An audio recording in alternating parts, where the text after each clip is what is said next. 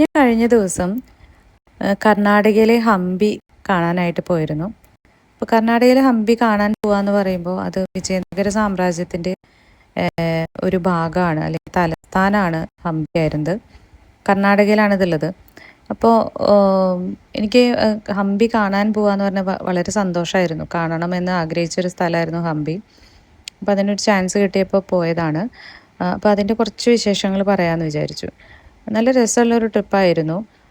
അപ്പോൾ ഈ വിജയനഗര സാമ്രാജ്യം സ്ഥിതി ചെയ്യുന്നത് തുംഗഭദ്ര നദീതീരത്താണ്. ഈ വിജയനഗര സാമ്രാജ്യം സ്ഥാപിക്കപ്പെടുന്നത് AD 1336 വിജയനഗര സാമ്രാജ്യം എന്നെ കാത്തിരുന്നത് 690 വർഷങ്ങളാണ്. കാരണം അത് 1336 സ്ഥാപിക്കപ്പെട്ട ഒന്നാണ്. നീണ്ട ഈ 690 വർഷങ്ങൾക്കിടയിൽ പല നിർമ്മിതികളും കാലപ്പഴക്കം നേരിട്ടെങ്കിലും വിട്ടല ക്ഷേത്രത്തിലെ ഈ കല്ലുകളുടെ കവിത അത് കാണാൻ നല്ല രസമായിരുന്നു. ഒരിക്കൽ ലോകത്തെ അത്ഭുതപ്പെടുത്തിയ വിജയനഗര സാമ്രാജ്യത്തിൻ്റെ ഒരു ഹൃദയ ഭാഗമായിരുന്നു വിട്ടല ക്ഷേത്രം. 14ാം നൂറ്റാണ്ടിലെ ഹരിഹരനും ബുക്കരായനും ചേർന്ന് സ്ഥാപിച്ചതാണ് ഈ സാമ്രാജ്യം കേട്ടോ. കലയും സംസ്കാരവും വ്യാപാരവും യുദ്ധവിജയങ്ങളും കൊണ്ട് ദക്ഷിണേന്ത്യയുടെ അഭിമാനമായി മാറിയ സ്ഥലമായിരുന്നു.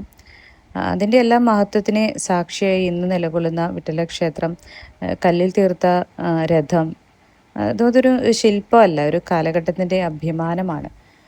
അതുപോലെ തന്നെ ഓരോ തൂണിലും അതുല്യമായ ശില്പകല, ഓരോ കൊത്തുപണിയിലും ശില്പികളുടെ സ്വപ്നങ്ങൾ, ഓരോ വഴിയിലും ഇന്നും മായാത്ത ചരിത്രത്തിൻ്റെ പതിപ്പുകൾ. 1565 തളിക്കോട്ട യുദ്ധത്തിന് ശേഷം സാമ്രാജ്യം തകർന്നു പോയിട്ടോ. പക്ഷെ ഹംപി ഇന്നും തോറ്റിട്ടില്ല. കാരണം ചില സ്ഥലങ്ങൾ നശിക്കില്ല, അവ ചരിത്രമായി ജീവിക്കും.